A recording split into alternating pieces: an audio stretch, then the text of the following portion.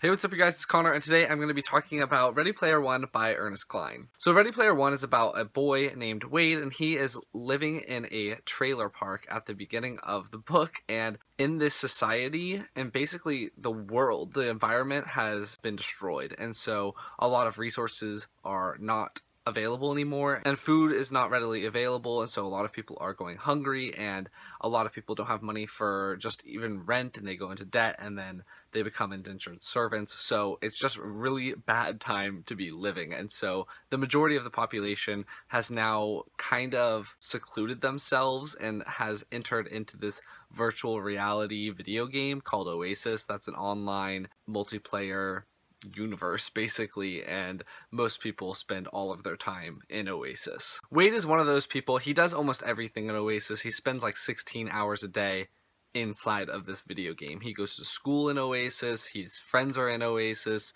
He basically doesn't do anything except for play this video game. And because of all of those things, Wade is described as really ugly, and it makes sense. Like, he has really bad acne because he doesn't really take care of himself. He doesn't exercise, so he's overweight. He just doesn't really have a lot of good things going on for him in his real life. His parents have died, and so he's been living with his aunt, who just does not care about him and is kind of abusive towards him. So yeah, he escapes into this virtual reality game, and pretty much everyone else does as well. The creator of Oasis was obsessed with the 80s. He grew up in the 80s, and so everything in Oasis is basically the 80s put into a video game. Like, the entire 80s is in this video game. And the creator of the video game actually passed away, 5 years before the beginning of this book, and he decided to hide his entire fortune in the video game. So you have to find 3 different keys and go through 3 different gates, and then you win his billions and billions and billions of dollars and the majority of the stocks in his company. So obviously everyone in the entire world is trying to find this, what's called an Easter egg, inside of this video game and win this fortune. So yeah, so like everyone is trying to do this. And so it creates this huge obsession with the 80s. And that's why this book is chock full of 80s references, which is awesome. I really loved them. I didn't get a lot of them because I'm not the most familiar with all the things from the 80s. I grew up in the 90s, so I didn't have some of those things, but I got a lot of the references, and it was really funny and really fun. Wade's character within the game is called Parzival,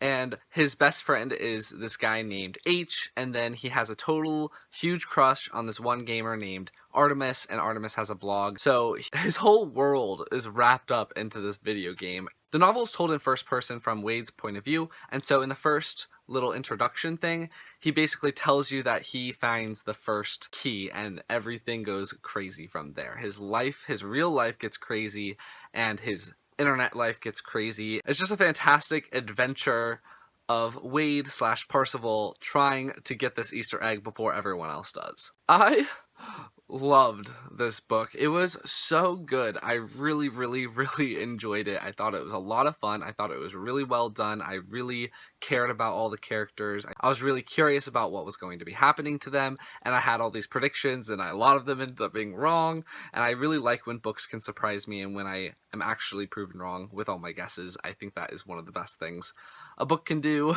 is to kind of lead me astray, and I totally thought that these certain characters were evil and these ones were good, and it just was not even.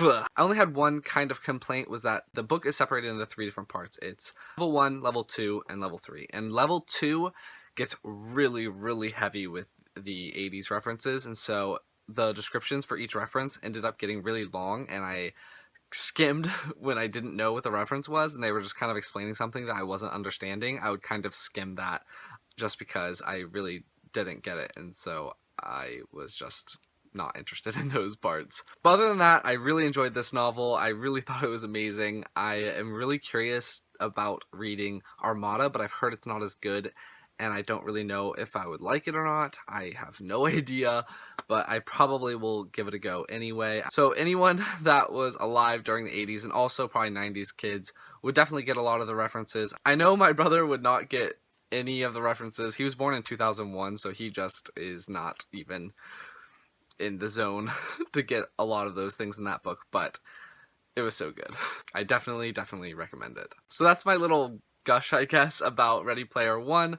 If you like this video, please give it a big thumbs up and comment down below if you've read Ready Player One. What did you think about it? And if you have any comments about what I thought about it, leave those down there as well. And I will talk to you guys next time. Bye.